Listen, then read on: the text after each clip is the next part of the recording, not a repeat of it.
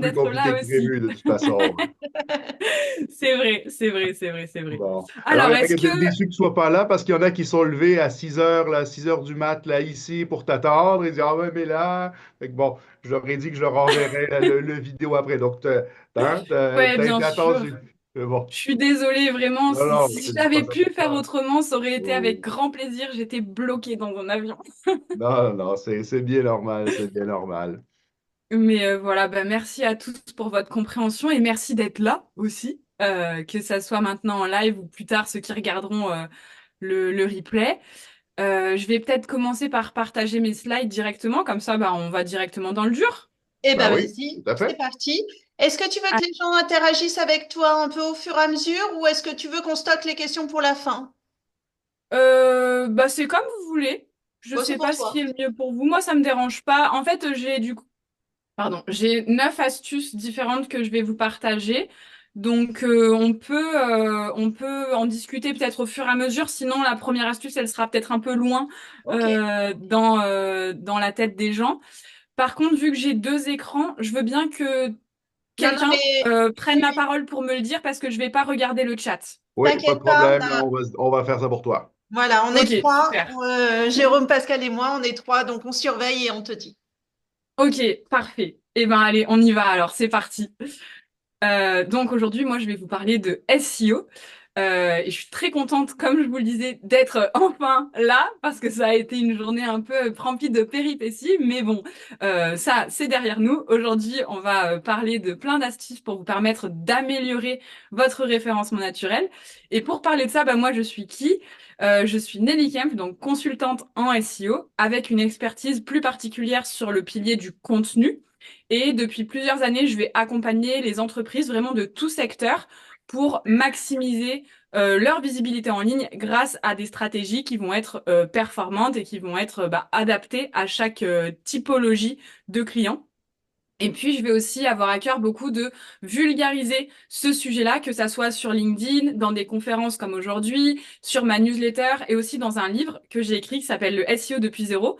Et d'ailleurs, pour tous ceux qui participent au sommet, je voulais offrir 20% sur ce livre avec le code Mexico. Donc voilà, petit cadeau d'entrée. Et alors, pourquoi est-ce que le SEO c'est important? Eh bien, parce que ça va permettre tout simplement de transformer un simple visiteur de votre site internet en un client fidèle. Mais pour y arriver, bah, il suffit pas d'apparaître dans les résultats de recherche. Encore faut-il être visible au bon moment avec le bon message pour répondre exactement aux attentes de l'audience. L'objectif de cette conférence, ça va être assez clair finalement. Je vais essayer de donner des astuces qui sont actionnables, qui sont concrètes pour que chacun d'entre vous puisse appliquer immédiatement en rentrant à la maison ou à la fin de la journée, à la fin du sommet pour booster le SEO. Donc, est-ce que c'est parti? Est-ce que tout le monde est prêt pour la première astuce? On y Oui, va. mais écoute, La tout le première monde est bon. astuce, ça serait donc de mettre à jour et d'optimiser les contenus qui sont existants. Il faut imaginer un site internet comme un jardin. Et si on veut avoir des belles fleurs, qui sont nos contenus, ben, si on les arrose pas régulièrement, si on taille pas les branches mortes, elles risquent de perdre de leur éclat. C'est exactement la même chose avec les articles, avec les pages de blog, parce que les moteurs de recherche comme Google, ils vont adorer les contenus qui sont frais, qui sont pertinents. Personne n'a envie de connaître les meilleurs restaurants de 2002. Non, on veut les meilleurs restaurants de 2024, par exemple. Donc, mettre à jour les contenus régulièrement, ça va te permettre non seulement de rester en phase avec les attentes de tes lecteurs, mais aussi de signaler à Google que ton contenu, il est toujours d'actualité.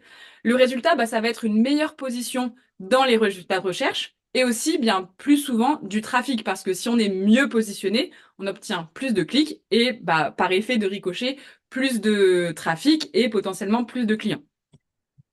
Alors, comment on fait pour identifier les articles à optimiser? On n'a pas besoin de revoir tout notre site en permanence parce que sinon, ça serait un travail impossible à terminer. Mais ce qu'on peut faire, c'est se concentrer sur ce qui peut faire vraiment la différence. Il y a 2 catégories d'articles que moi, je trouve prioritaires à optimiser et à mettre à jour régulièrement. Les premiers, ça va être les articles qui sont positionnés entre la 4e et la 10e place de Google parce que ils sont proches du top 3. Et le top 3, comme on le sait, c'est ce qui concentre la majorité des clics. Donc l'idée, c'est vraiment d'arriver sur ce podium et parfois, en faisant quelques petits ajustements, on va permettre à un article qui était en position 5 ou 6, bim, d'arriver en top 3. Donc ça, c'est très intéressant. Pour ça, on peut utiliser par exemple la Google Search Console.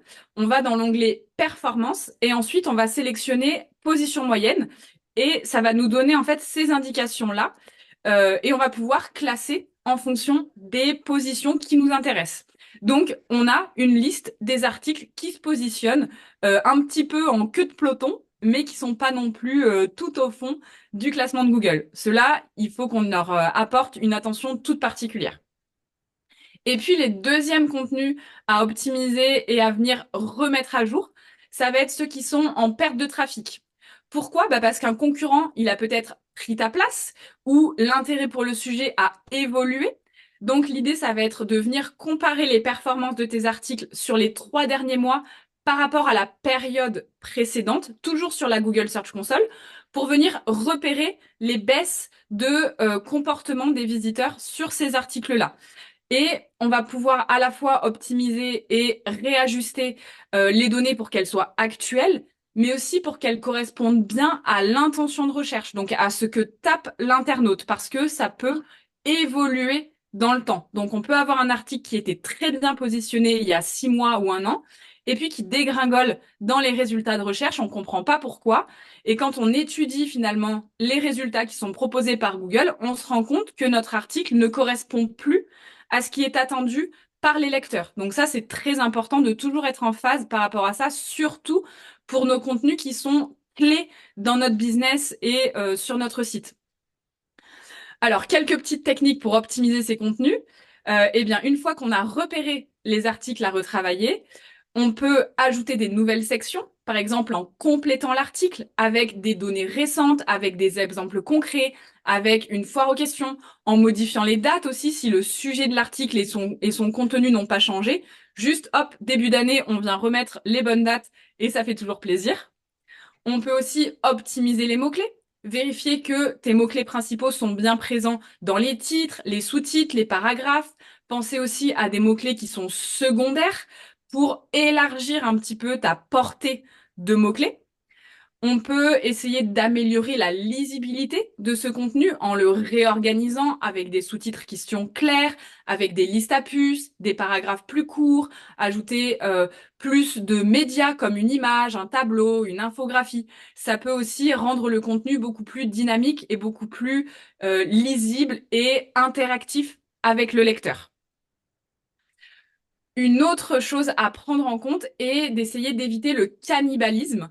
Donc en SEO, le cannibalisme, c'est quand on a plusieurs pages qui vont se battre pour les mêmes mots-clés.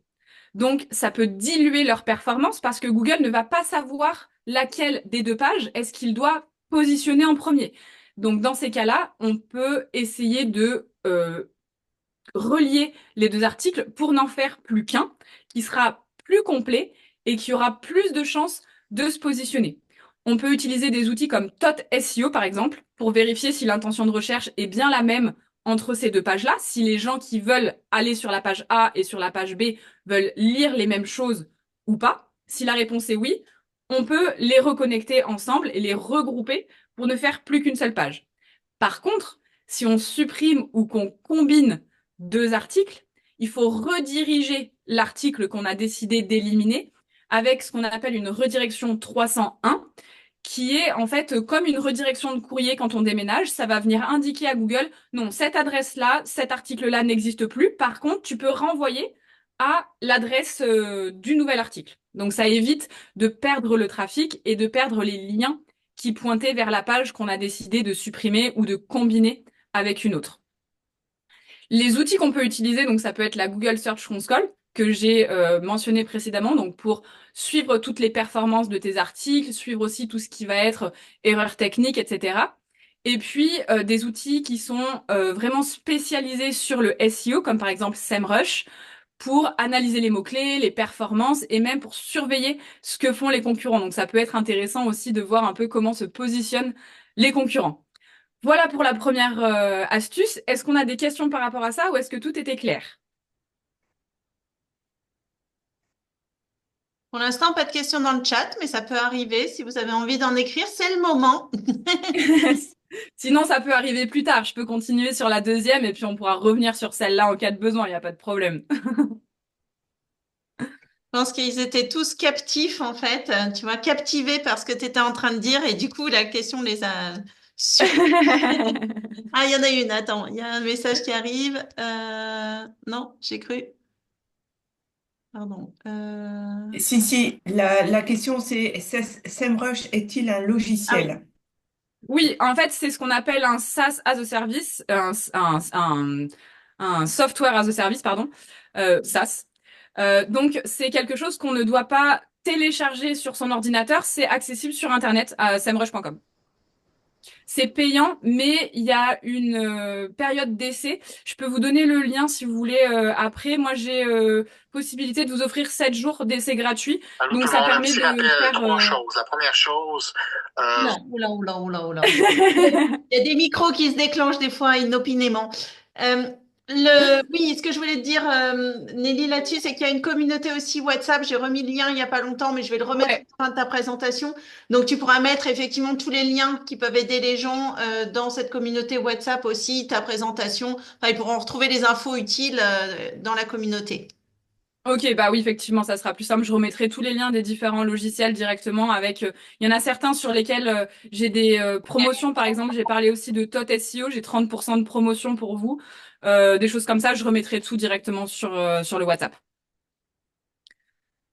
On passe à la deuxième? Allez, c'est parti. Oui, allons-y. La deuxième astuce, ça va être de créer et d'exploiter des Power Pages. Donc, je vais vous expliquer tout ça, ne prenez pas peur tout de suite. L'idée, c'est de comprendre que les pages transactionnelles, comme celles où tu vends des produits, elles sont souvent difficiles à bien positionner dans les moteurs de recherche parce qu'elles sont perçues comme trop commerciales. Elles attirent pas spontanément les backlinks. Donc les backlinks, c'est des liens que font un site A vers un site B et ça donne beaucoup de force au site internet. La solution, ça va être de créer une Power Page qui va être une page éducative et riche en contenu qui va servir de levier pour booster la visibilité de tes pages de vente. Une Power Page, elle va attirer les visiteurs grâce à la valeur informative. Elle va récolter des backlinks qui sont naturels et elle va transmettre une partie de son autorité à ta page transactionnelle grâce à un maillage interne stratégique. Le maillage interne, c'est les liens à l'intérieur de ton site. Quand tu fais des liens d'un produit vers un autre, d'un article vers un autre, tous les liens qui sont d'une page de ton site vers une autre page de ton site. Ça, c'est très important pour le SEO. On va essayer de voir ça avec un cas concret. Par exemple, si on part du principe que tu vends des extracteurs de jus pour faire des jus de fruits, ta page transactionnelle, elle va cibler un mot-clé du type acheter extracteur de jus. Mais elle va être noyée dans la concurrence de tous les autres vendeurs d'extracteurs de jus. Donc, pour la soutenir, ce que tu peux faire, c'est créer une Power Page sur le thème, par exemple, de 5 recettes de jus vitaminé pour bien démarrer ta journée. Ça, on a plus envie de le lire qu'une page produit qui va nous vendre un extracteur de jus. Et puis, on a beaucoup plus de possibilités de obtenir des liens de la page d'autres personnes qui vont partager nos 5 recettes plutôt que quelqu'un qui va partager notre page produit. Alors, cette Power Page, elle va toucher un public qui va être plus large, comme par exemple les amateurs de santé, de bien-être, les gens qui n'ont pas encore l'idée ou l'envie d'acheter un extracteur de jus, mais l'objectif du SEO, c'est de petit à petit les amener à vouloir absolument acheter ce produit-là. Ça va offrir un contenu qui est riche avec des recettes variées, des conseils pour choisir les meilleurs fruits et légumes, des astuces pour conserver ses jus, etc. Quelque chose qui va intéresser quelqu'un qui achète un extracteur de jus et qui veut en faire chez lui. Et puis, très important pour que ça fonctionne, ça va contenir un lien interne optimisé qui pointe vers ta page de vente. Quand je dis optimisé, ça va être avec une encre de lien, c'est-à-dire le lien cliquable, le texte cliquable, qui serait par exemple extracteur de jus idéal pour des boissons fraîches ou quelque chose qui va décrire le produit que tu vends in fine. Avec une telle page, tu vas donc attirer des backlinks et tu vas améliorer indirectement le classement de ta page transactionnelle grâce à l'autorité qui va être partagée depuis cette page informative avec les recettes vers ta page de produit. Alors, comment est-ce qu'on la structure? Eh ben, on va essayer de commencer avec une introduction engageante pour donner envie aux gens de lire notre article jusqu'à la fin. On va avoir du contenu qui va être informatif et structuré, comme on en a parlé juste avant. On va essayer de vraiment optimiser le maillage interne de façon stratégique en mettant un lien vers la page de vente dès le début de l'article, parce que ça va avoir plus de poids à la fois pour Google et pour les internautes, parce qu'on a plus tendance à lire un article au début que tout à la fin. Si ça nous intéresse pas, on sera parti ailleurs. Et puis, on peut également faire pointer d'autres articles ou d'autres pages de ton site vers cette Power Page pour lui donner de la puissance. On va enfin terminer cette page avec un appel à l'action, un CTA, qui va encourager les visiteurs à, par exemple, télécharger un guide gratuit de recettes ou à découvrir une gamme d'extracteurs. L'idée, c'est que le visiteur, quand il arrive sur cette page qui est très importante, il ne reparte pas sans avoir fait une action, sans avoir découvert un petit peu plus nos produits, sans avoir donné son adresse mail ou sans avoir visité un petit peu plus le site internet. Alors, les bénéfices SEO de ces Power Pages, ça va être tout d'abord d'obtenir des backlinks naturels, donc des gens qui vont naturellement faire des liens vers cette page-là, parce qu'une page qui est éducative, qui est engageante, elle va être beaucoup plus susceptible d'être partagée et liée à d'autres sites. On va aussi améliorer la cohérence thématique de notre site avec une connexion entre la Power Page et les pages qui sont transactionnelles. Donc, ça va renforcer la pertinence de notre sujet. Et puis, ça va permettre de booster le page rank. Donc, ça, c'est la force des différentes pages de notre site parce que les backlinks qui sont obtenus par cette page, ils vont transmettre leur autorité à ta page de vente grâce au maillage interne. En fait, l'autorité de chaque page se distribue à travers les différents liens qu'on fait. Les outils pour créer ce type de page, ça va être par exemple Answer the Public, qui est aussi un logiciel, un site internet directement accessible en ligne.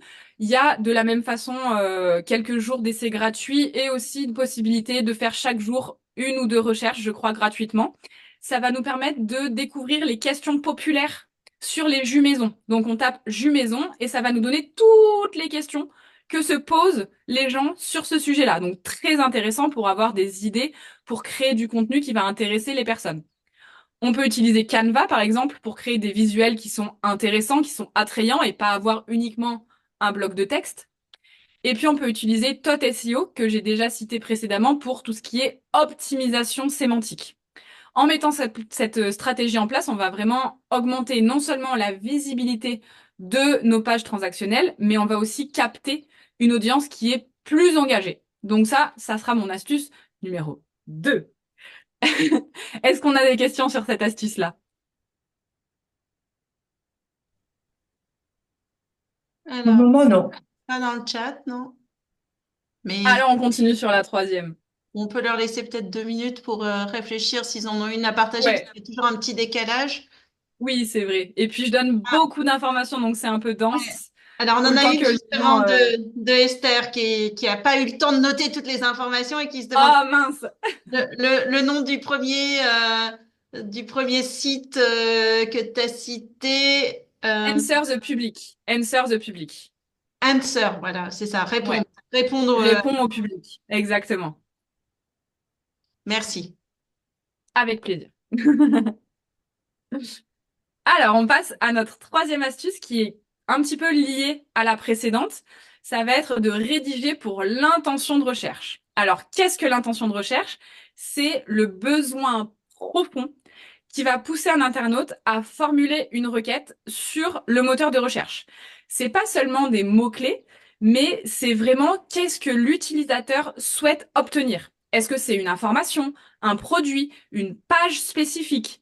Comprendre cette intention, c'est vraiment la clé pour proposer du contenu qui est pertinent et qui est efficace. C'est la première étape.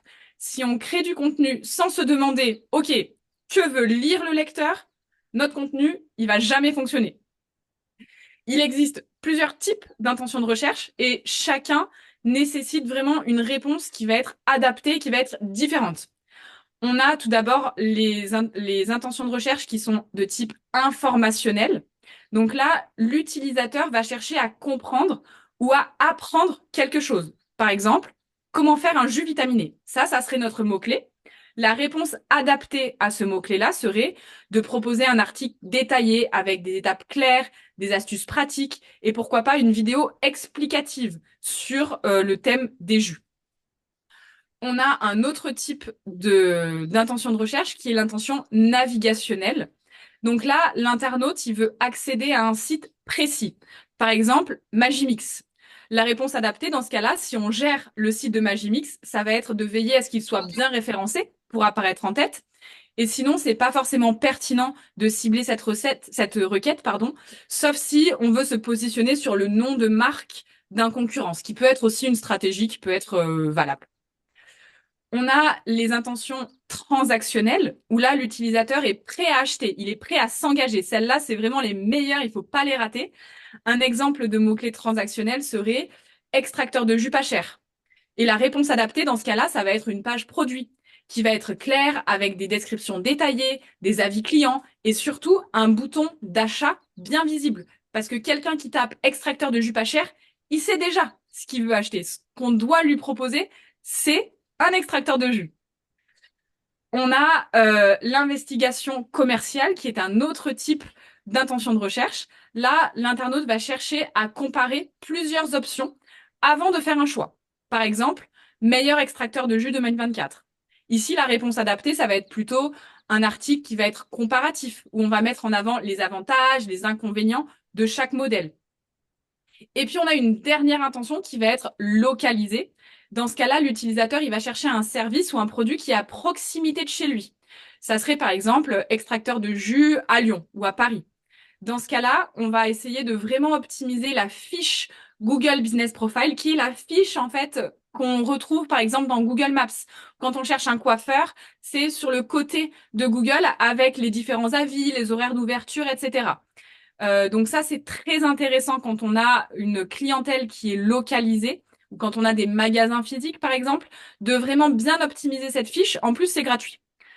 Et si on n'a pas de business local nous-mêmes, on peut par exemple créer un guide des boutiques locales avec des avis, avec des horaires, etc. Mais l'idée, c'est de répondre à l'intention localisée.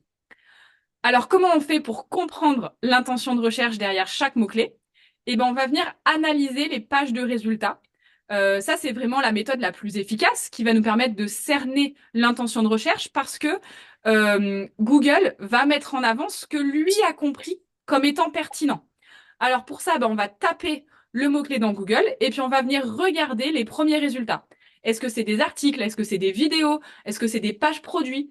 Ça va te donner une indication sur ce que Google considère comme pertinent et intéressant à mettre en avant sur ce mot-clé-là. Un exemple pratique, ça serait par exemple de regarder sur meilleur extracteur de jus. Et là, on va voir des comparatifs en première page. Donc, ça signifie que l'intention, elle est d'investigation commerciale. L'idée, c'est pas de faire quelque chose de complètement nouveau, c'est de reprendre le même type de contenu que ceux qui se positionnent déjà et de faire encore mieux, encore plus complet pour se positionner devant les contenus des concurrents. Par contre, si on voit par exemple que les 5 premiers résultats, ce sont des guides comparatifs, nous, on va pas s'amuser à aller faire un article de blog qui va expliquer qu'est-ce qu'un extracteur de jus. Ça n'est pas le sujet, ça n'est pas ce que veut lire Google. Les outils qu'on va utiliser, ça va être de nouveau Answer the Public pour découvrir un peu les questions fréquentes autour du sujet.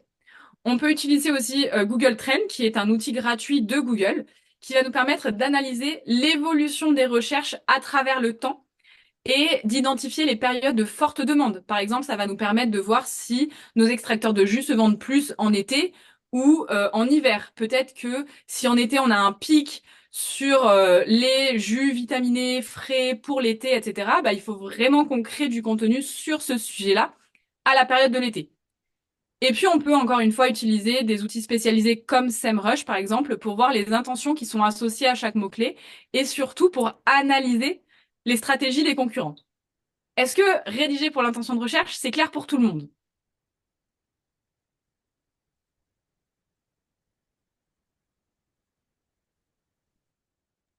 Esther dit oui.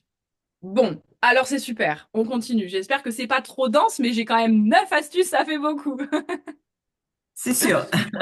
Alors, on continue sur la quatrième. Hop, euh, je suis passée trop vite. Ah mince, elle est partie où? Attends, je fais un petit spoil. J'ai perdu ma page. Ah bah mince alors. Attends, c'est les aléas du direct, comme toujours. T'as pas la 4? J'ai pas la 4, mais je vais vous la retrouver parce que je l'ai faite. Alors attends. Je vais arrêter le partage juste pour la retrouver rapidement. Hop, comme ça laisse le temps de faire venir d'autres questions. C'est une astuce de ma part. En fait, c'est très très bien calculé, super. Alors, où est-ce qu'elle est, cette coquine?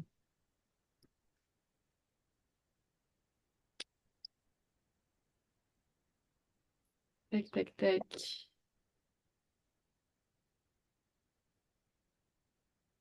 Décidément, aujourd'hui, la technologie n'est pas avec moi, hein. Non, mais ce qui est important, c'est que vous voyez un peu que même quand on connaît bien la technologie, ben voilà, il y a des moments, il y a des aléas. Et que ben, c'est pas pour autant que Nelly perd son sourire, que vous vous Ah, c'est déconnectez, important. donc tout va bien. Donc en fait, voilà, ça vous permet aussi peut-être de respirer, profitez-en. On est en plein milieu de l'après-midi pour les Français, en fin de matinée pour Montréal. Et donc quelque part, et puis ce que donne Nelly, c'est vraiment très très complet et dense. Donc ça permet un peu bah, de digérer tout ça. Voilà, exactement. Ça vous fait une petite pause digestion d'informations. Exactement. Voilà. Alors, Ah, oui, l'instant respi, exactement, Cécile. Et si vous faisiez tous un instant respi, parce que on en a tous besoin. Euh, Merci beaucoup, Cécile. J'espère que ta voix va mieux, hein, parce que Cécile nous suit depuis lundi et que ah, voilà. alors, Exactement. moi, Différence j'ai entre pas la retrouvé théorie et ma la pratique. slide. J'ai Oui, pas mais tu l'as retrouvé dans ma la tête. slide, mais bah, en fait, c'est surtout que j'avais un petit document que je voulais vous montrer parce que c'est visuel. Donc, je vous ai remis juste le petit visuel et puis quand je vous partagerai mes slides dans le chat, ce sera un peu mieux que ça, je l'aurai complété. Génial, c'est Donc voilà, le principal. On est reparti. J'espère que vous avez voilà. respiré parce que maintenant, on y reprend le lead. Je voulais vous montrer ce petit visuel qui sera plus parlant qu'un grand blabla. Alors, l'étape numéro 4, puisque j'ai pas pris le temps d'écrire le titre, ça serait de capter et de maintenir l'attention du lecteur. Alors, pourquoi est-ce que capter l'attention du lecteur dès les premières secondes, c'est important? Bah, tout simplement parce que sur le web, la concurrence, elle est très rude et l'attention des lecteurs, elle est limitée. Dès les premières secondes, c'est vraiment très important du coup de capter leur intérêt et de les inciter à rester sur ta page. Un internaute ne lit pas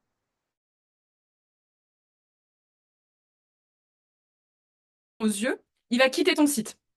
Et ça, c'est un très mauvais indicateur pour Google qui va prendre en compte le temps que les internautes passent sur chacune de tes pages. Quelqu'un qui arrive, qui repart quelques secondes après, pour Google, ça signifie c'était pas intéressant ici, il n'y a rien à voir, on dégringole dans les classements. Donc ça, c'est quelque chose qu'on veut éviter absolument.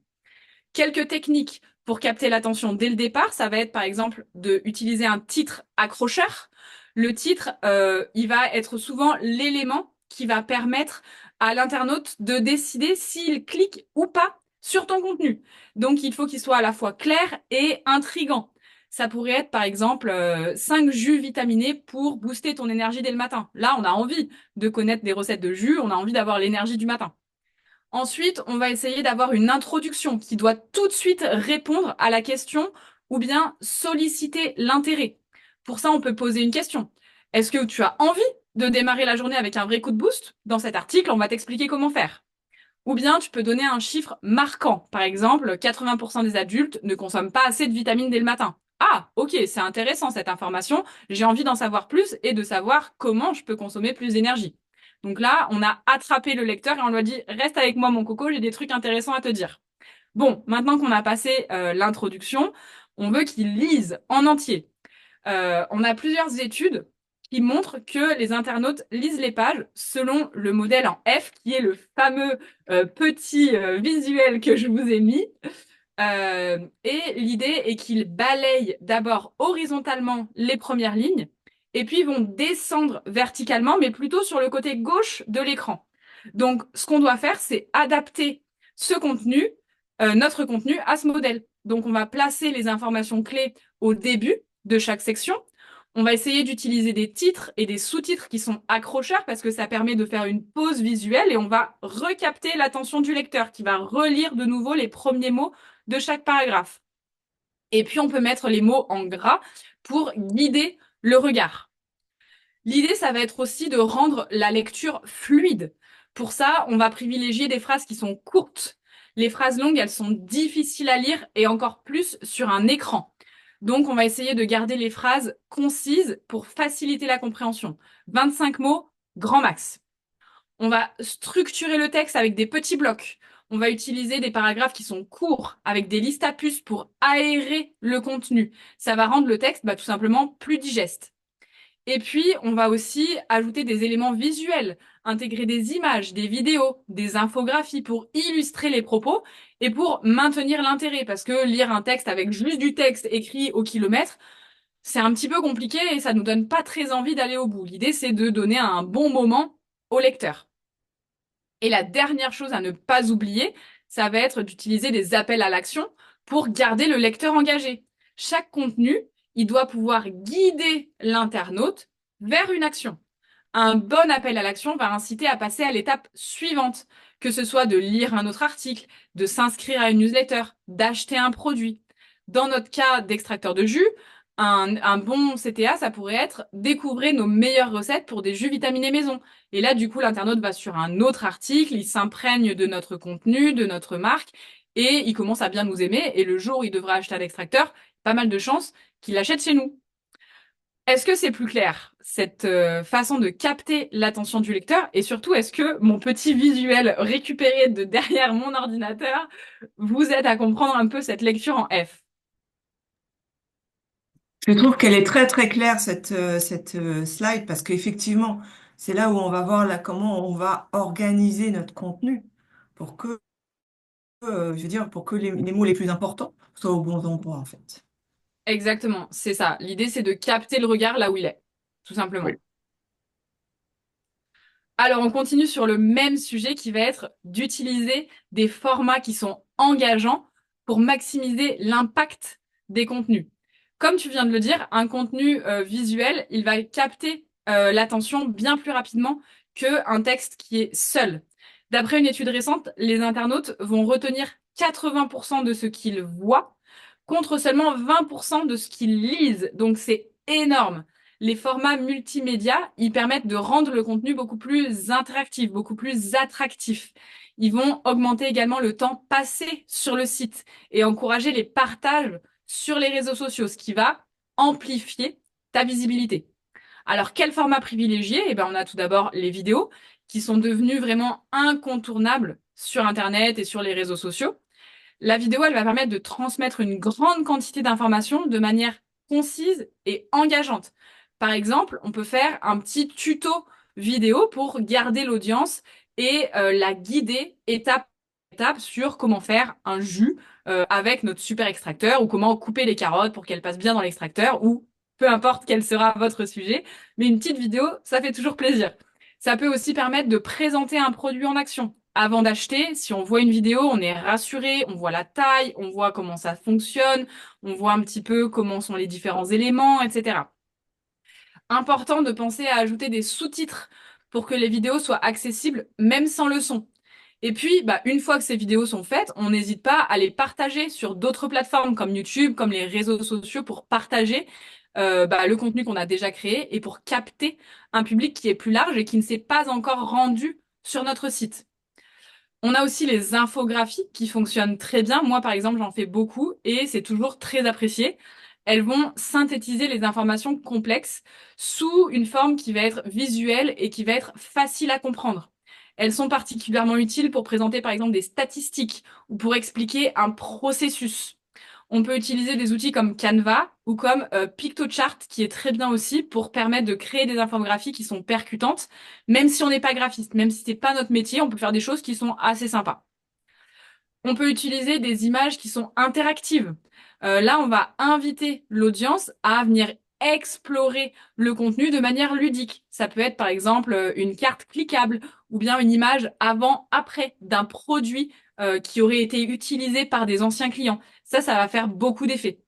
Pour ça, on peut utiliser des outils comme Genially, comme ThinkLink, qui sont créés pour ce type d'image interactive et qui vont apporter un petit côté un petit peu fun et sympa au visuel. Et puis surtout, c'est un effort supplémentaire que ne feront pas forcément les concurrents.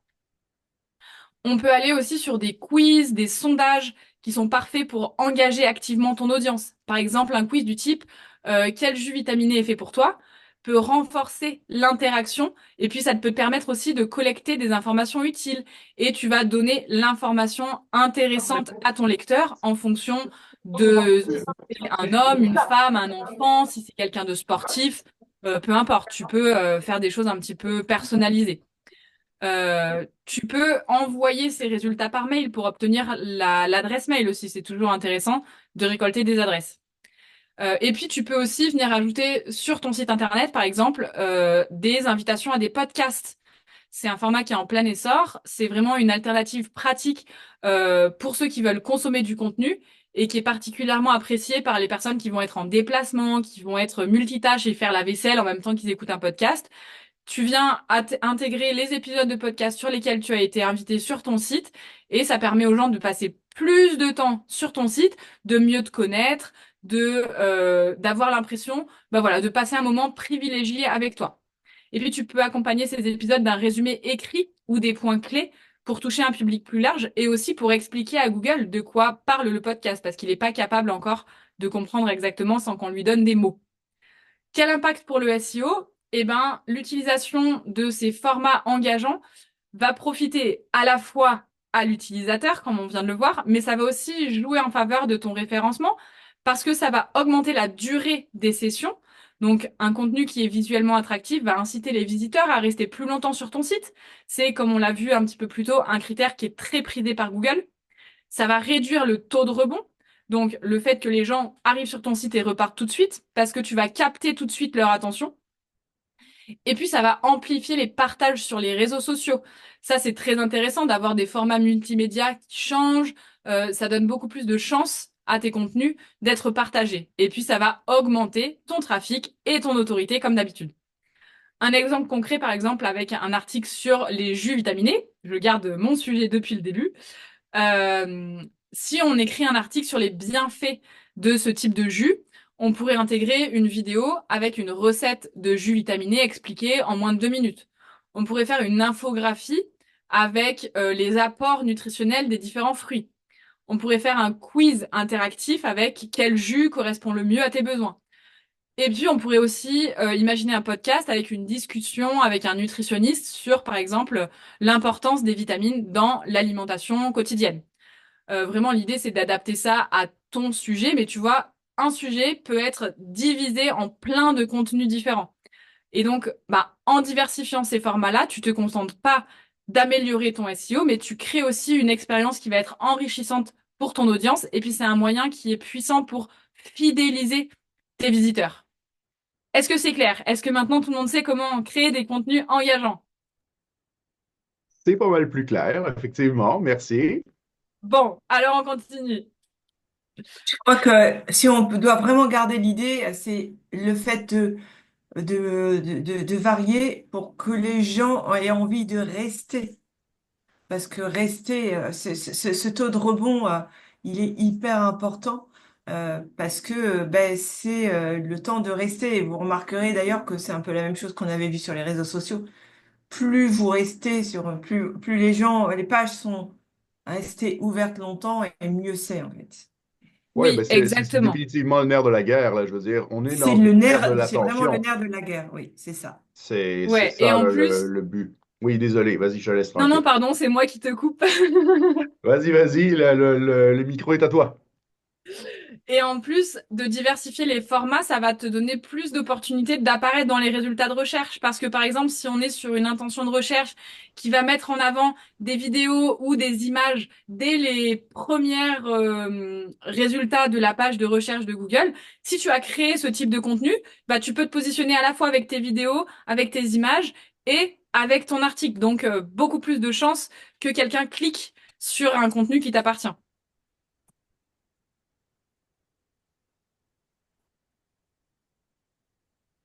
T'as de la On est demande. T'as prêt des pour gens passer. qui veulent avoir ta présentation PowerPoint. Je vais la donner, je vais la donner. Et puis je vais la donner avec la slide qui manque. C'est C'est bon. promis. On passe à la 6e astuce qui va être d'optimiser le maillage interne. Donc le maillage interne, c'est l'art de créer des liens entre les pages qui appartiennent à ton site pour guider les utilisateurs et pour maximiser le SEO. Ça va aider les moteurs de recherche à comprendre la structure et la hiérarchie de ton contenu. Et puis, ça va aussi améliorer l'expérience utilisateur parce qu'un internaute, quand il arrive sur une page, il veut en savoir plus, il veut être guidé, il veut savoir ce qu'il doit faire par la suite. Il y a beaucoup de techniques différentes pour travailler efficacement le maillage interne. Ça va vraiment dépendre du type de site et de chaque projet. En SEO, on a tendance à dire la réponse à toutes les questions, c'est toujours ça dépend. Alors, est-ce qu'il faut absolument mettre en place un cocon sémantique sur ton site? Ça dépend. En tout cas, je te présente Je aujourd'hui connais, cette, pas juste en SEO, là, mais bon. c'est vrai, c'est valable sur beaucoup de choses. Mais en tout cas, c'est une des techniques qui est les plus courantes et les plus utilisées. Donc, je trouve que c'est intéressant de la présenter aujourd'hui. Le cocon sémantique, c'est une méthode assez avancée de structuration des contenus. L'idée est assez simple, ça va être d'organiser ton site de manière thématique en regroupant les pages autour d'un sujet central ou d'une page pilier. Ça va permettre non seulement d'améliorer la compréhension de ton site par Google, mais ça va aussi offrir à l'utilisateur une navigation qui va être fluide, qui va être logique. S'il est intéressé par un sujet, pas mal de chances qu'il ait envie de lire d'autres choses sur le même sujet. Comment ça fonctionne? On a eh bien une page pilier, donc qu'on peut appeler la page mère. C'est la page maîtresse de ton cocon qui va aborder vraiment le sujet général et qui renvoie vers des pages satellites qui sont plus spécifiques, qu'on peut appeler par exemple les pages filles. Un exemple serait pour la page pilier, tout savoir sur les extracteurs de jus. Et les pages satellites sont des pages qui vont venir approfondir des aspects précis du sujet qui est traité sur la page pilier. Donc, elles sont reliées à cette dernière avec des liens internes. C'est ce qui va permettre de transmettre l'autorité. Et elles peuvent être, par exemple, comparatives des meilleurs extracteurs de jus, les bienfaits des jus de fruits sur la santé, le guide d'entretien des extracteurs de jus. Parce qu'on peut imaginer que tu vends des extracteurs de jus, mais peut-être que tu vends aussi des tondeuses pour le jardin. Bon, ces deux électroménagers, quelqu'un qui veut acheter un extracteur, il n'est pas forcément très intéressé de savoir quelle est la puissance du moteur de ta tondeuse pour le jardin. L'idée, Dans les c'est jus de verts, là. rester sur quelque chose de cohérent. On va avoir donc des liens internes entre ces différentes pages qui doivent être contextuels et hiérarchiques. Les pages satellites, elles doivent être connectées entre elles si elles traitent des sujets qui sont proches, tout en renforçant l'autorité de la page pilier avec des liens internes. Et puis, comme tu le vois sur le graphique, en fait, on peut aller sur plusieurs niveaux. Une page fille, elle peut être encore subdivisée en autres sous-sujets qui seront des pages fille-fille ou petite-fille. Où on a vraiment une arborescence comme ça. Mais par contre, toutes ces pages-là, elles vont remonter à notre page pilier qui est vraiment la page qu'on veut mettre en avant, qui est la page très importante pour nous. Donc, chaque lien doit être pertinent, il doit s'insérer naturellement dans le texte et il doit apporter une vraie valeur ajoutée à l'utilisateur. La page satellite, elle va traiter donc de sous-thèmes spécifiques avec des liens internes croisés entre elles pour un parcours qui est fluide. On va avoir des liens qui reviennent, comme je viens de le dire, toujours à la page pilier, qui va agir vraiment comme un point central d'autorité. Les avantages du cocon sémantique, ça va être tout d'abord qu'il va renforcer la cohérence sémantique. Donc, en regroupant tes pages autour d'un sujet précis, tu envoies un signal clair à Google. Ton site, il est une référence sur ce thème. Ça va booster la pertinence sémantique et améliorer ton positionnement sur les mots-clés qui sont liés. Ça va aussi faciliter l'exploration par Google parce qu'un maillage interne intelligent va permettre à Google de crawler, donc de visiter facilement toutes les pages du cocon. Résultat, une meilleure indexation, c'est-à-dire que Google va venir t'afficher dans les résultats de recherche et une visibilité qui va être accrue sur ces mêmes résultats de recherche. Ça va permettre aussi d'améliorer l'expérience utilisateur parce que les utilisateurs, ils vont trouver rapidement les réponses qu'ils cherchent. Ils vont naviguer de manière fluide d'une page à l'autre, ce qui va augmenter, encore une fois, le temps passé sur le site et réduire le temps de rebond. On y revient toujours. Et puis, ça va aussi maximiser le transfert d'autorité, ce qu'on appelle le page rank, parce que grâce à des liens internes qui sont bien pensés, la page pilier, elle va recevoir vraiment un maximum d'autorité, ce qui va renforcer son classement dans les résultats de recherche et puis distribuer de manière équilibrée cette autorité aux pages satellites, notamment les pages produits qu'on veut finalement pousser aussi, parce que l'objectif à la fin, c'est quand même de vendre quelque chose. Les étapes pour créer un cocon sémantique, ça va être tout d'abord de définir le sujet principal. Quel est le thème global que tu veux explorer en profondeur? Ça va correspondre à la page pilier. Ensuite, on va venir lister tous les sous-thèmes qui sont pertinents. Donc, pour chaque sous-thème, on va créer une page satellite dédiée en s'assurant toujours que ces sous-thèmes sont suffisamment variés pour apporter de la richesse à ton cocon et pour éviter la cannibalisation dont on a parlé tout à l'heure. 2 pages qui se concurrencent sur le même mot-clé. Ça, on veut éviter. On va ensuite rédiger les contenus qui sont qualitatifs et optimisés parce que chaque page doit être utile, informative et bien sûr optimisée sur le SEO avec des mots-clés qui sont bien choisis. Et puis la dernière étape, ça va être de mettre en place le fameux maillage interne de façon cohérente en utilisant des encres de liens qui vont être variés. On met pas toujours le même texte cliquable et en plaçant ces liens de manière naturelle directement dans le contenu. Un cocon qui est bien construit, il va servir non seulement à booster le SEO, mais il va aussi accompagner l'utilisateur tout au long de son parcours d'achat. Si on prend l'exemple d'un internaute qui cherche des informations sur les jus de santé, il va commencer par la page pilier guide complet pour les jus santé, et puis il va aller visiter une page satellite les bienfaits des jus de légumes pour la détox, s'il va le convaincre de l'importance des jus dans sa routine. Finalement, alors tout ne se fait pas forcément le même jour, mais petit à petit, il va arriver à une autre page satellite, top 5 des extracteurs de jus à petit prix, et là, bim, il décide d'acheter un modèle qui a un lien vers ta boutique. Donc ça, c'est l'objectif. Le cocon, il va vraiment transformer un simple curieux en client fidèle, et puis il va aussi optimiser la visibilité de ton site. C'est un peu technique, est-ce que c'était clair? Oui, pour moi, c'est clair. Je ne sais pas si dans l'audience, il y a des gens qui ont des questions. Caroline dit oui, Esther dit oui. Tu as ton fan club d'approbation, Anneli. Oui. Non, Alors on écoute, ça a continue. l'air d'être clair, là.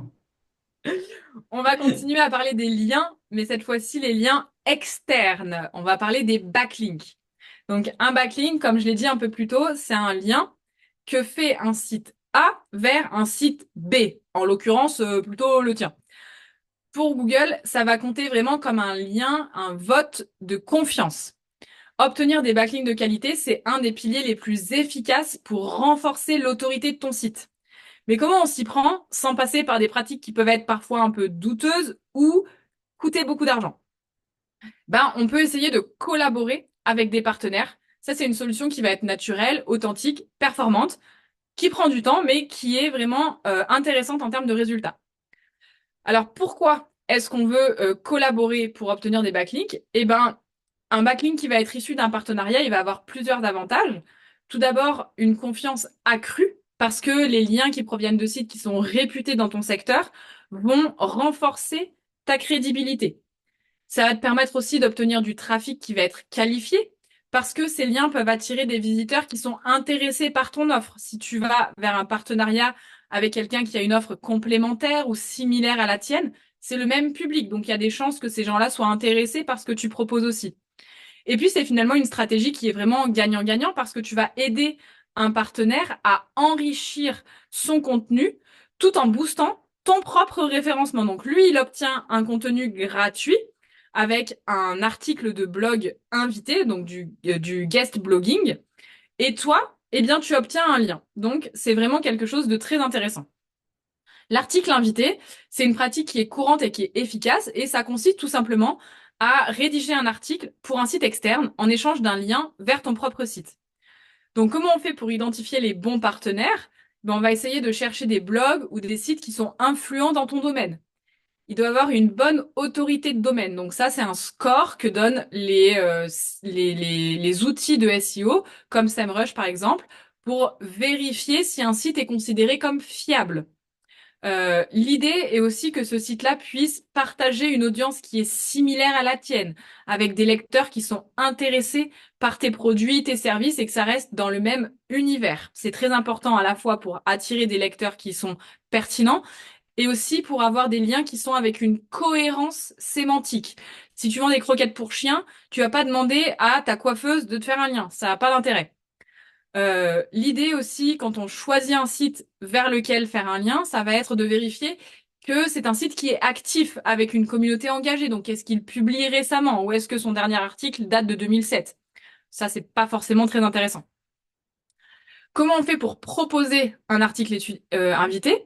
Bah d'abord, on va donc étudier le site, identifier les différentes thématiques qui pourraient être pertinentes pour nous et qui sont traitées sur ce site-là. Et puis, on va contacter le responsable avec une proposition personnalisée, donc soit avec les liens de contact qui sont directement sur le site, soit en recherchant par exemple sur LinkedIn. Et on peut suggérer un contenu qui va être unique et qui va être pertinent pour leur audience, tout en y intégrant un lien vers ton site. Donc ça, c'est pas une pratique qui est secrète, hein. La personne qui accepte un article invité sait que tu vas mettre un lien vers ton site. Un exemple concret, par exemple, si tu gères un site de conseils en nutrition, ça serait de proposer un article avec les meilleurs aliments pour booster ton énergie à un blog bien-être. Et puis, tu vas intégrer un lien vers une de tes pages de recettes spécifiques. Ça, c'est un bon échange d'articles, par exemple. Tu peux aussi participer à des podcasts ou à des interviews. Ça, c'est un excellent moyen d'obtenir des backlinks tout en améliorant ta notoriété. Parce que quand un épisode sort, l'article qui l'accompagne va mentionner ton intervention et généralement, il va inclure un lien vers ton site. Les avantages des podcasts, des interviews, ça va être que tu obtiens une visibilité qui est accrue, tu atteins une audience qui est différente à la tienne, et puis parfois qui est plus fidèle parce que ils auront l'impression d'avoir passé du temps avec toi. Et puis tu vas avoir un lien qui est contextuel parce qu'il est souvent intégré de manière naturelle dans la description, dans les notes de l'article de podcast. Comment on fait pour se faire inviter? Eh ben, on va essayer de identifier les podcasts ou les interviews vidéo qui sont pertinents dans notre secteur. On prépare un pitch qui est clair, on va expliquer ce qu'on peut apporter à l'audience.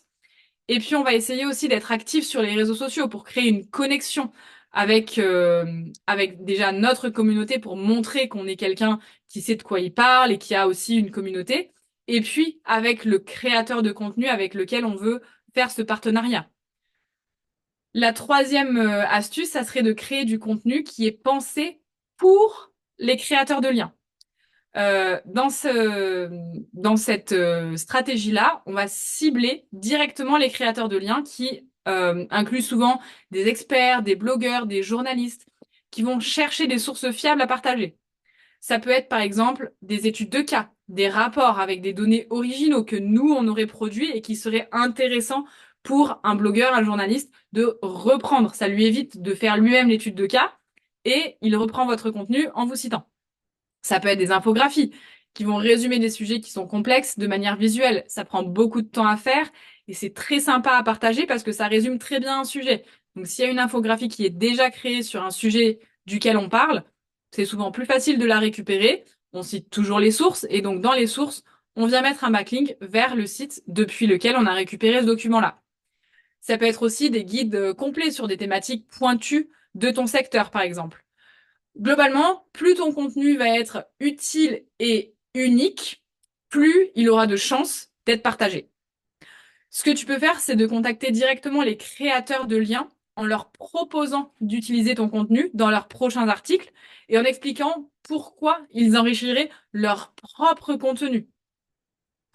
Des exemples de partenariats qui peuvent bien fonctionner, ça serait aussi des collaborations croisées avec, par exemple, deux marques qui publient des contenus complémentaires et qui incluent des liens l'un vers l'autre. Par exemple, une plateforme de formation en ligne qui collabore avec un blog spécialisé en productivité. Les deux peuvent s'apporter des choses de façon intéressante. Ça peut être aussi des webinaires co-animés. Avec un webinaire, on a chaque partenaire qui va publier un article récapitulatif avec un lien vers le site de l'autre. Ça peut être des concours, des campagnes spéciales. On va organiser un concours en collaboration avec un partenaire et dans ce cas-là, chaque site qui participe va pouvoir aussi avoir un backlink avec des articles promotionnels.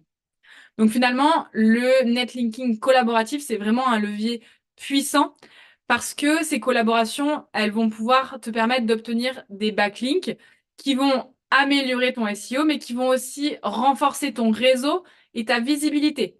En travaillant main dans la main avec des partenaires, tu vas créer une dynamique qui est positive, qui va favoriser les deux parties finalement. Donc c'est vraiment du gagnant-gagnant. C'est un investissement de temps, mais qui peut vraiment générer des résultats qui sont durables, tant en termes de référencement que de trafic de qualité. Est-ce que ce point-là est clair pour tout le monde? Oui, j'ai des réponses comme quoi oui. Bon, tout le monde est prêt à mettre en place des campagnes d'obtention de backlink alors. J'étais en train de prendre des notes là, et puis de voir comment ça Très bien, très bien. s'organiserait, là. Donc, bon. Bon élève. On continue sur le sujet des backlinks avec l'idée de pouvoir les réparer. Ah mince, je m'étais trompée dans les slides. Oh là là, personne m'a dit. Bah du coup, vous avez vu celle d'avant. Vraiment, c'est un bazar dans ces dans ces slides. Je suis désolée. Bon bah du coup, vous avez vu celle-là. On repart sur ce sujet alors. Donc on vient de voir que les backlinks c'était un élément clé pour renforcer l'autorité du site. Mais qu'est-ce qui se passe quand ces backlinks-là, ils pointent vers une page qui n'existe plus et qui génère une erreur 404 par exemple? Ou bien lorsqu'un site concurrent va laisser des backlinks cassés sans les réparer. Ces situations, c'est des opportunités en or pour booster le SEO. Pourquoi les backlinks cassés sont un problème? Tout simplement parce que c'est une autoroute qui mène vers une impasse. Pour l'utilisateur, ça crée une mauvaise expérience parce qu'il va tomber sur une page d'erreur au lieu de l'information qu'il va chercher. Et pour toi, c'est une opportunité de référencement qui est perdue parce que l'autorité de ce backlink, elle aurait pu être transmise et elle est tout simplement gaspillée. La première étape pour résoudre ce problème, ça va être d'identifier les backlinks cassés. Donc, on va détecter les pages d'erreur 404. Une page 404, donc c'est une page qui n'existe plus de ton site qui reçoivent des backlinks. Heureusement, il existe des outils pour automatiser tout ça. On n'est pas obligé de faire tout à la main. Depuis SEMrush, dont je parle tout à l'heure, on a un onglet qui s'appelle Audit de backlink et qui va permettre de filtrer les pages qui renvoient des erreurs d'URL.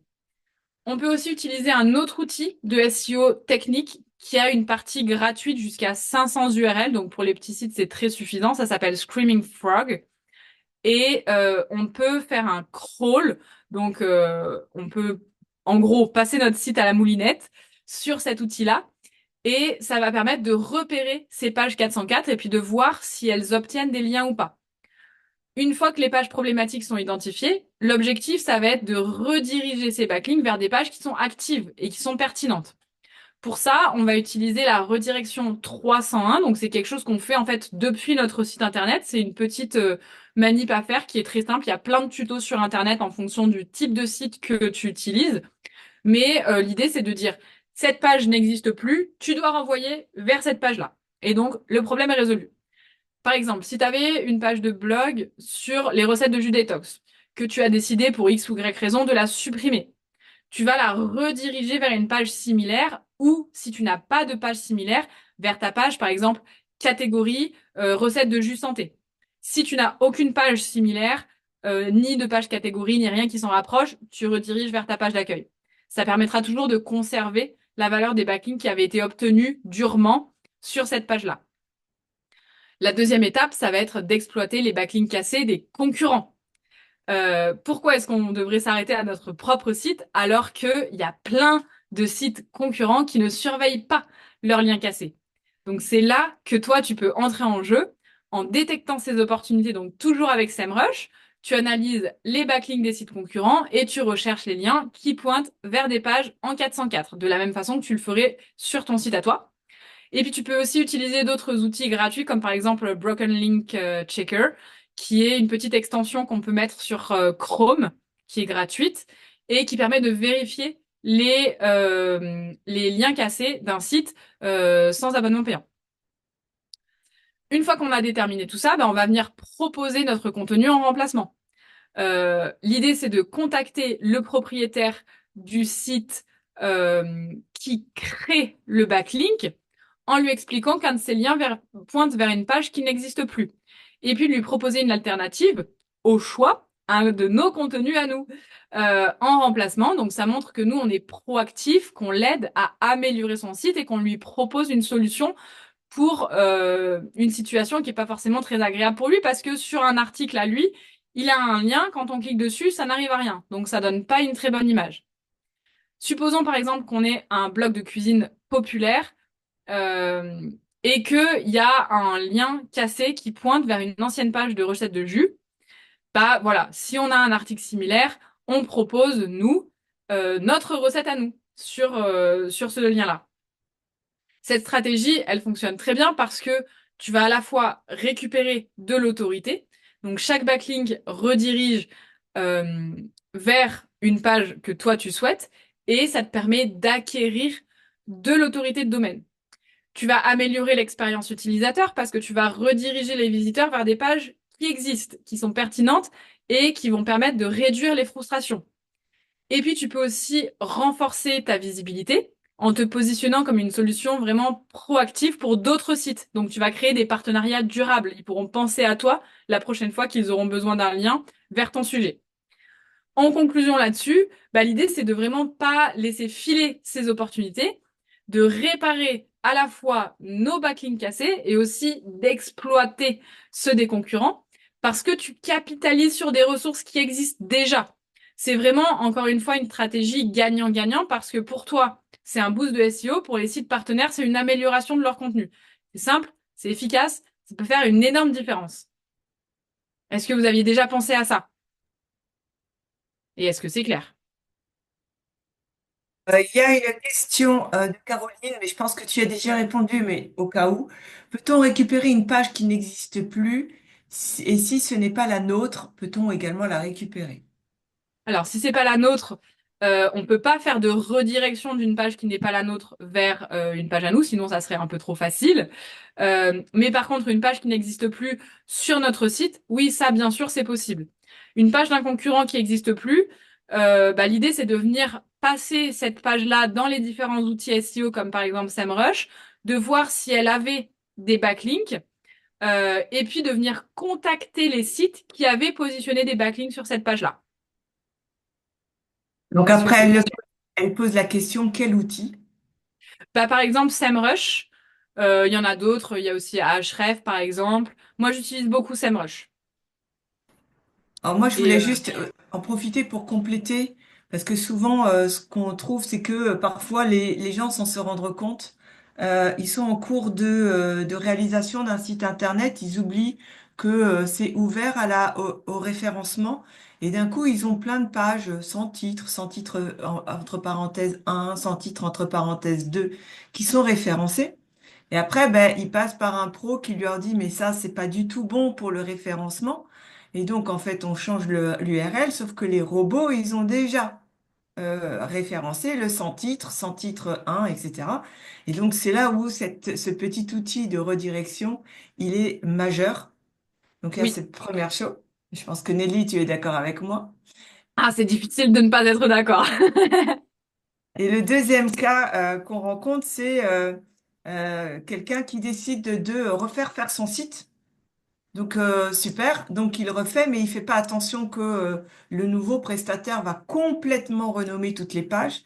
Et d'un coup, il était positionné il avait une super position en termes de référencement.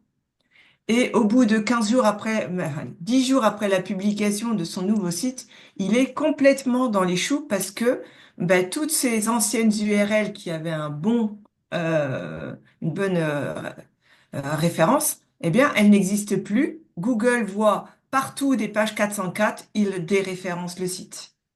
Exactement. Et ça, faut faire très attention parce que les agences web ne sont pas des agences Oui. SEO. Et c'est vraiment deux métiers très différents. Donc, c'est pas que c'est une mauvaise agence, c'est juste que c'est pas le même métier. Donc, il faut bien s'assurer que soit ils savent ce qu'ils font sur le sujet du SEO. Ils peuvent être, par exemple, très bons en design, en création de site mais n'avoir aucune compétence en SEO. C'est juste deux métiers différents. Donc dans ce cas-là, ce qu'on peut faire, c'est se faire accompagner d'un consultant SEO ou d'une agence SEO qui va venir donner des indications à l'agence qui va refaire le site en lui disant, attention, moi je veux que X, Y, Z soit respecté. Et ça, c'est vraiment hyper courant. Ça m'est même arrivé à moi sur un site que je devais refaire. Et en fait, j'ai fait confiance à une agence qu'on m'avait recommandée et le nom de la page d'accueil, c'était le titre tiré 2. Même pour la page d'accueil, quoi. Donc heureusement que du coup, moi, j'ai vérifié ça parce que sinon, le client, bah, il se retrouvait avec un site qui ne fonctionnait absolument plus et l'agence ne comprenait pas le problème parce que pour eux, en fait, bah, c'est le même site, mais pour nous, pas du tout. Donc oui, oui, c'est vraiment très important. Voilà, c'est pour ça que je tenais aussi à ce que tu t'exprimes là-dessus, parce que avant de changer, et même quand vous changez un article et que vous vous dites bon bah là, je vais changer aussi son petit nom, bah non, faites Non. attention quoi, réfléchissez, enfin Oui. ayez bien conscience que ça a un impact. En fait, on évite vraiment de changer une URL juste pour le plaisir, quoi. Parce que les redirections 301, ça fonctionne très bien, mais ça va faire perdre quand même un petit peu d'autorité. Donc, l'idée, c'est de les utiliser dès qu'une page n'existe plus, mais de pas s'amuser tous les quatre matins à se dire, ah tiens, si je changeais mon URL parce que celle-là, elle est plus jolie, ou j'ai oublié un mot dans l'URL, ou peu importe. On ne fait pas ça. L'idée, c'est de réfléchir avant la publication à quelle est notre URL en mettant uniquement les mots-clés et pas de fioritures, etc. Par exemple, tout à l'heure, on parlait des 5 recettes de jus détox, etc. On évite les chiffres parce que si on veut finalement mettre un sixième conseil ou une sixième recette, bah, notre URL, elle fonctionne plus. Donc, on va mettre recette jus détox. C'est tout. On va pas s'amuser à dire les-5-recettes-2. Enfin voilà, t'as compris l'idée. Ça pollue l'URL, ça dilue le poids des mots-clés qu'on met dans l'URL. Donc, on réfléchit à son URL au même titre que ce qu'on réfléchit à un titre, à un article. Et une fois qu'on y a bien pensé, on ne la bouge plus. Sauf cas exceptionnel. Et ça, c'est hyper important ce que dit Nelly, parce que tous les logiciels, vous mettez un titre, vous remplissez pas l'URL, et ben eux, ils vont mettre les-5-recette-2- et vous vous en rendez pas compte. Et comme aujourd'hui, ben, Google indexe les pages très vite, ben, le temps que vous vous en rendiez compte, vous êtes déjà indexé avec une URL de merde. C'est ça, exactement. Mais bon, si on a des pages les-5- etc. et qu'elles sont déjà en ligne, on s'amuse pas à les changer pour mettre juste recette jus détox, on a bien compris, hein. On a bien compris. Merci de le repréciser, Nelly. Bon, on passe alors justement sur notre cinquième astuce qui va être d'analyser et d'ajuster les performances. Donc, si on voit que nos URL sont pourries, bon, ben on le prend en compte pour les prochaines. On ne change pas les anciennes. Globalement, ce qu'il faut garder en tête pour cette dernière astuce, ça va être que le SEO n'est pas un sprint, c'est vraiment un marathon. Une fois que tes contenus sont publiés, le travail ne s'arrête pas. Pour maximiser leur impact, c'est vraiment très important de suivre régulièrement les performances et d'ajuster ta stratégie en fonction des résultats. On en parlait dans l'astuce numéro 1, mettre à jour les articles par exemple. L'idée derrière l'analyse, ça va être de vraiment comprendre ce qui fonctionne et ce qui ne fonctionne pas. Si on a décidé de créer 40 articles sur un format particulier avec une thématique particulière, qu'on se rend compte qu'il ne capte aucun trafic, on va peut-être pas en créer un 41e, peut-être réfléchir à rediriger un peu sa stratégie vers autre chose. L'analyse, elle va vraiment t'aider à répondre aux questions qui sont: quel mot-clé attire le plus de trafic? Quel contenu génère le plus de trafic, d'engagement, de conversion? Est-ce qu'il y a des pages qui perdent en visibilité ou en trafic au fil du temps? Si tu fais pas de suivi régulier, ben, tu vas continuer à investir du temps et des efforts dans des stratégies qui produisent pas de résultats. Alors, on garde en tête que le SEO, ça prend du temps, que les résultats mettent longtemps à apparaître. En général, alors encore une fois, ça dépend, mais en général, un contenu SEO, il faut compter 4 mois, parfois jusqu'à 6 mois pour qu'il puisse atteindre sa position un peu stable. Donc, on s'affole pas au jour 3 si notre article n'est pas encore positionné. Par contre, si on voit que on a tout bien fait correctement et que au bout de 3 mois, il est toujours en position 187 sur Google, on peut peut-être repasser un petit coup d'optimisation. Pour ça, on va essayer d'utiliser plusieurs outils, donc particulièrement les outils qui sont proposés par Google, qui sont gratuits, notamment Google Analytics, qui va te donner une vision claire du comportement des utilisateurs sur ton site, que ce soit le nombre de visiteurs, le temps passé sur chaque page, le taux de rebond, les conversions. Donc ça, on peut mesurer les objectifs. Est-ce que tes objectifs, c'est des inscriptions à la newsletter? Est-ce que c'est des achats, des téléchargements, etc. Ça te permet de savoir un peu quels sont les contenus qui fonctionnent, ceux qui fonctionnent pas. Et puis on a la Google Search Console qui va faire un focus sur la performance dans les moteurs de recherche. La performance des mots-clés, quel terme te rapporte du trafic, le CTR qui est la proportion de personnes qui cliquent sur ton lien par rapport au nombre de fois où il apparaît dans les résultats. Et puis les différentes erreurs techniques. On vient de parler des erreurs 404, mais ça peut être aussi les pages qui sont non indexées. Dans ce cas-là, Google connaît ta page, et il sait qu'elle existe, mais il a décidé que c'était pas pertinent de la mettre en avant. Donc, il faut savoir pourquoi. C'est normal d'avoir des pages non indexées. On ne veut pas que toutes nos pages soient sur Google. Par exemple, les pages de compte client, des choses comme ça, on veut pas qu'elles soient indexées. Mais l'idée, c'est de venir s'assurer que toutes les pages qui devraient être présentes sur Google le sont bien. Et puis, ça peut être aussi des problèmes, par exemple, de responsive. Le responsive, c'est est-ce que ton site internet s'affiche bien sur toute taille d'écran, sur un ordinateur, sur un téléphone, etc. Ça va nous permettre d'ajuster le tir. On peut utiliser aussi des outils avancés pour un suivi plus précis. Donc, encore une fois, par exemple, SEMrush, avec l'analyse des backlinks, quel site pointe vers toi, avec quel impact. On va voir le positionnement des mots-clés et suivre l'évolution du classement. Et puis on peut faire des audits de sites et détecter les problèmes techniques, les opportunités d'amélioration. Une fois qu'on a fait notre petit audit et qu'on s'assure que tout va bien, on peut aussi ajuster les contenus en fonction des résultats. Donc, une fois qu'on a identifié les contenus qui sous-performent, il est temps d'agir, de mettre à jour les informations. Les articles qui contiennent des données obsolètes, des tendances qui sont dépassées, qui perdent en pertinence. On va essayer d'ajouter des nouvelles sections. Si un sujet évolue, on l'enrichit avec des nouveaux éléments, des études, des cas pratiques, des infographies, des images, etc. On retravaille les titres, les métadescriptions avec une amélioration qui va pouvoir booster potentiellement le taux de clic. Et puis, on peut aussi tester différents formats. Si on voit qu'un article ne génère pas suffisamment de trafic, on peut essayer de le transformer en une vidéo, en une infographie. On va essayer de se concentrer dans ce cas-là sur les pages principales, les pages à potentiel. Comme je le disais dans la première astuce, l'idée, c'est de vraiment analyser en priorité les pages qui sont positionnées entre la 4e, la 10e position. Un petit effort d'optimisation, ça peut les propulser dans le top 3. Pour ça, on peut aussi retravailler le maillage interne dont on a parlé un peu plus tôt et ajouter des liens internes vers les pages qui sont celles qui ont besoin d'un petit coup de pouce. Et puis, on peut aussi exploiter les tendances de recherche émergentes parce que le SEO, c'est un domaine en constante évolution et les recherches des internautes vont changer au gré des saisons, au gré des événements, au gré des innovations. Comment on fait pour anticiper ces tendances? On peut utiliser Google Trends, dont on a parlé un petit peu plus tôt, en suivant l'évolution des recherches pour identifier les sujets en pleine ascension. On peut faire une analyse concurrentielle et voir ce qui fonctionne chez les concurrents. Est-ce que les concurrents sont en train de publier des contenus auxquels nous, on n'avait pas pensé? Est-ce que ça semble fonctionner sur leur site ou sur leurs réseaux sociaux?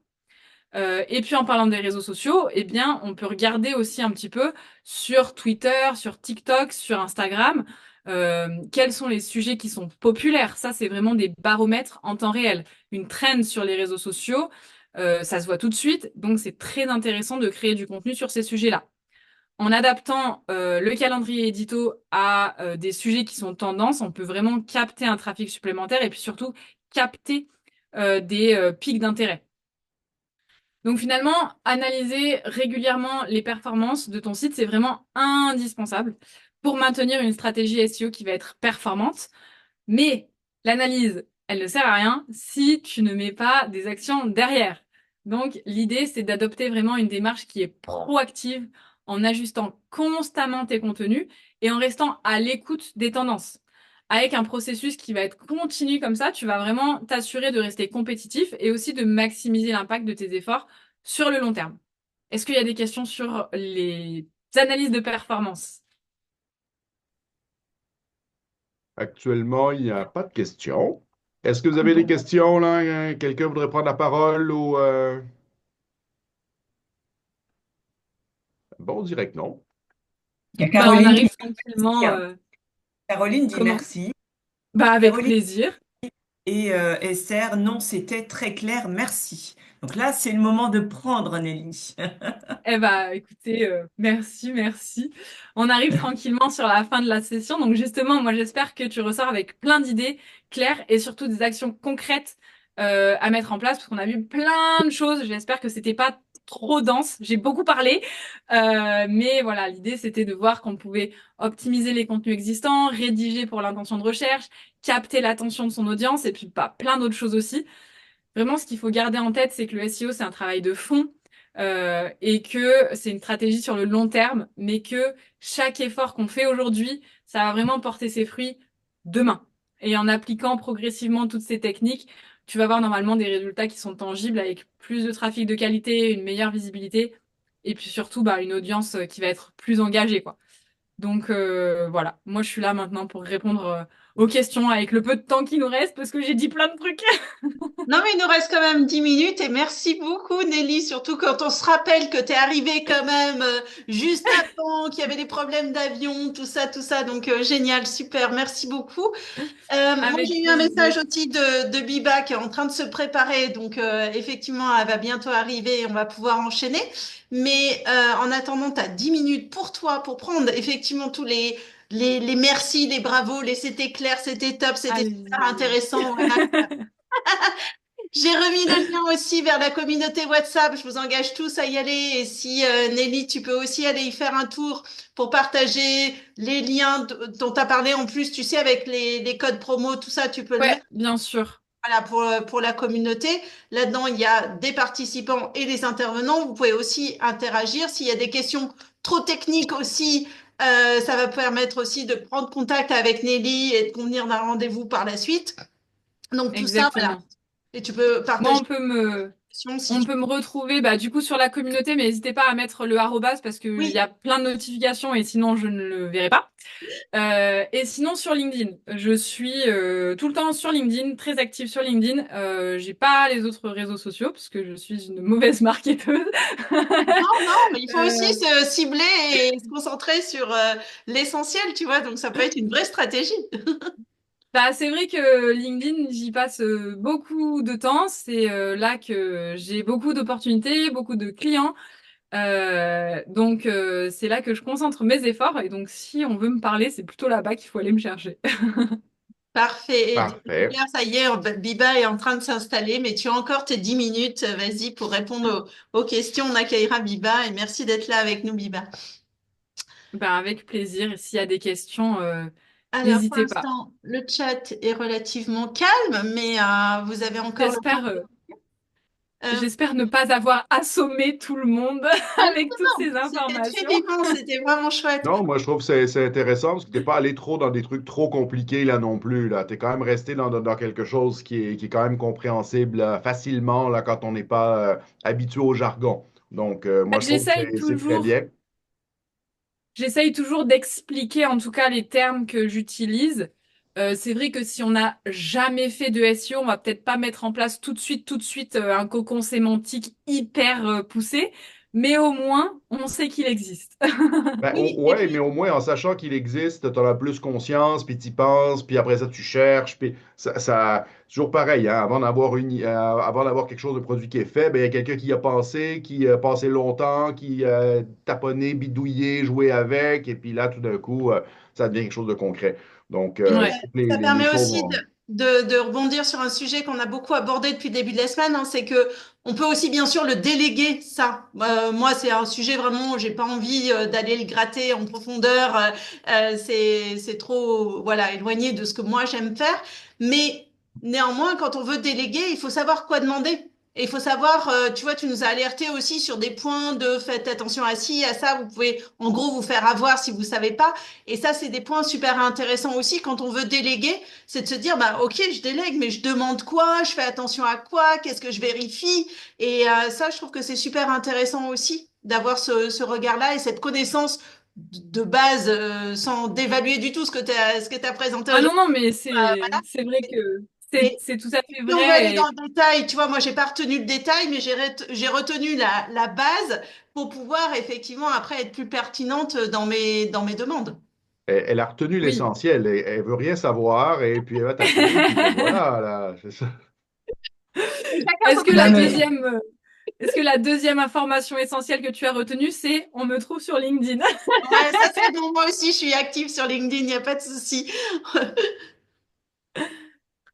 Mais oui, c'est vrai que, et puis, même moi, en tant que consultante SEO, c'est un sujet qui est tellement vaste et, qui, moi, personnellement, me passionne, mais on peut pas être performant sur tous les détails du SEO qui est composé de trois piliers, donc la technique, le contenu et la notoriété.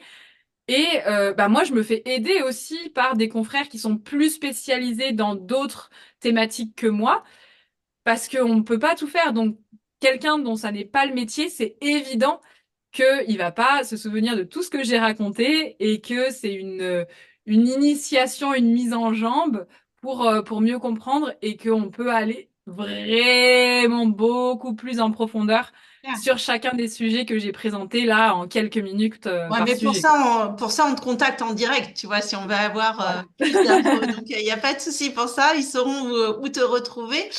Et en même temps, je suppose que c'est un milieu qui bouge aussi beaucoup.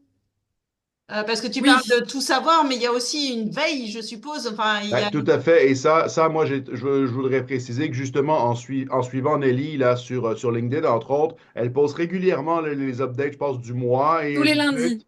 Tous les Super. lundis, bon, c'est pire que ce que je pensais. Toutes les semaines. Donc, il y a une Tous les update là, lundis. de ce qui se passe là. Donc, moi, je trouve ça vraiment intéressant parce que justement, c'est en constante évolution. Et ce que je vois souvent là, au niveau de mes clients de façon globale, c'est que ben, ils ont pris une information il y a un an. Ils ont pris un an pour la mettre en place. Déjà là, c'est plus tout à fait ça. Ils prennent 6 mois pour le mettre en place. Et là, ça marche pas. Oui, mais c'est un truc qui marchait il y a un an et demi ou il y a 2 ans. Donc, suivre les mises à jour ou ainsi de suite, ou alors suivre quelqu'un qui fait ça pour vous puis qui vous marche le travail, ça c'est génial. Et Donc en voilà. plus, C'est vrai que c'est l'illustration, tu vois ce que vient de dire Nelly, de je le fais tous les lundis. C'est aussi l'illustration de ce que d'autres ont évoqué pendant toute la semaine, c'est-à-dire que elle crée un rendez-vous parce que tous les lundis, elle publie sur ce sujet-là qui est l'update, la mise à jour de son expertise. Donc ça permet aussi de faire le pont, vous voyez, avec d'autres sujets qui ont été évoqués par les autres intervenants. Et merci pour ça aussi, Nelly. bah, c'est vrai que ça, c'est un contenu. Alors, pour le coup, je sais pas si ça a été dit dans les autres formations parce que j'ai pas eu le temps de toutes les voir. Mais par exemple, donc moi j'appelle ça le carrousel des nouveautés. Donc c'est chaque lundi le carrousel de ce qui s'est passé la semaine précédente en SEO et puis en début de mois un rappel de tout ce qui s'est passé dans le mois précédent. Je pense pendant 2 mois, peut-être 3 mois, je postais sans aucun résultat. Et maintenant, c'est vraiment devenu un rendez-vous et on m'en parle très régulièrement et on me remercie de créer ce contenu. Donc, comme pour toute stratégie marketing, c'est pas parce que ça marche pas une fois, deux fois que c'est nul et qu'il faut s'arrêter. Il faut se poser les questions. Est-ce que ça répond à un vrai besoin? Est-ce que c'est pertinent pour ma cible? Si oui, il faut juste laisser le temps au produit ou au contenu de prendre sa place, quoi. Mais faut pas tout arrêter tout de suite. Et ça Et fait une encore super plus en SEO. Et ça fait une super transition avec l'intervention qui va arriver de Biba, parce que je suis sûre qu'elle va nous parler du mindset aussi, et que dans le mindset, il y a cette notion de résilience qui est super importante hein, pour les entrepreneurs, tu vois.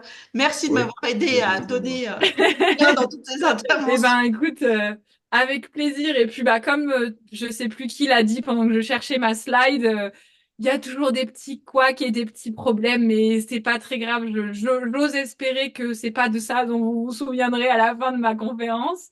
Non, je penserais pas. Et c'est pas grave, on rebondit toujours. Il y a pas mort d'homme, donc Alors, tu vois, il faut toujours trouver des petites solutions.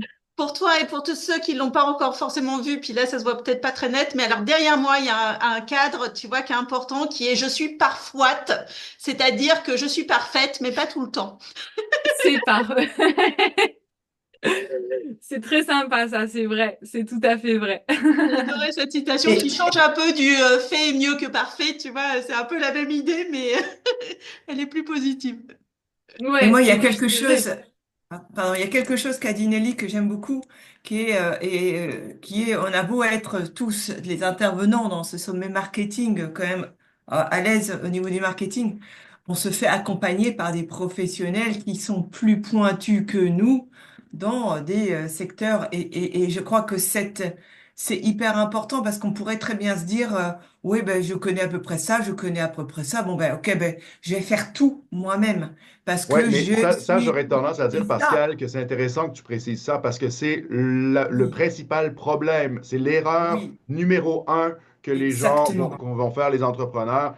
Écoute, moi, j'ai des clients qui sont médecins et là, puis qui disent, écoute, moi, je suis intelligent, je suis capable de tout faire dans la vie. Oui, mais tu as autre chose à foutre. Et tu prendras pas C'est le temps de ça. le faire comme il faut. Et je l'ai déjà dit, cache un médecin. Il a été très insulté sur le coup. Il s'est reculé. Hein. Puis après ça, il me dit, bon, je suis pas habitué à me faire parler comme ça, mais c'est vrai que ça a du vrai.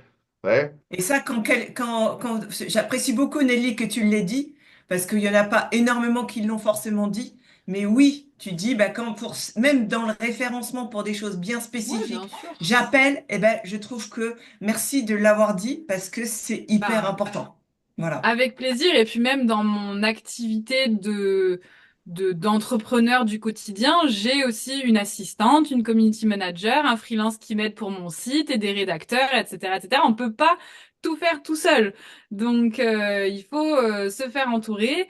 Et puis, ça nous permet aussi de nous concentrer sur notre zone de génie. Moi, le fait de moins me soucier de certains aspects du SEO ou de la vie en général sur lesquels je suis peut-être pas la meilleure, bah ça me permet d'être la meilleure sur ce que je sais très bien faire et de déléguer ce que je sais un peu moins bien faire à des gens qui seront eux les meilleurs dans cette zone-là. Donc au final, c'est comme ça qu'on aide tout le monde.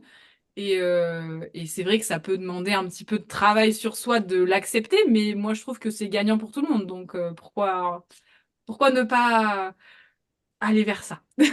Et c'est pour ça que je voulais le souligner. Et comme ça fait encore plus la passerelle avec Biba. Et ben voilà. Bon. Super. Ben Jérôme va écoute, faire merci notre beaucoup, le Nelly, petit d'avoir pris truc le temps, encore. là. Oui, vas-y, Pascal. Oui, tu vas faire à nouveau ton je disparais et je Oui, oui, réapparais. oui. Là, ben ça, ben, je voulais juste là, prendre la peine là, de remercier Nelly là, avant Oui, de quitter. Moi, oui. écoute, je sais pas pour vous, là, mais moi, j'ai trouvé ça très intéressant. C'était bien expliqué, c'était concis, c'était clair, c'était straight to the point. Puis c'était surtout dans un, comme je disais, dans un langage accessible. Fait que super. C'est important Moi, je pour trouve ça moi. très cool. Regarde, je C'est t'envoie des important cœurs. pour moi que les gens Ah ouais. comprennent ce que je raconte.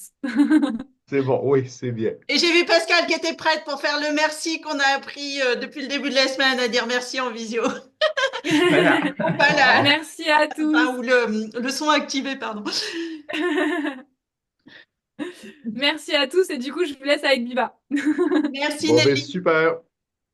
Au Allez, revoir. à bientôt. Bye bye. Donc, bonjour.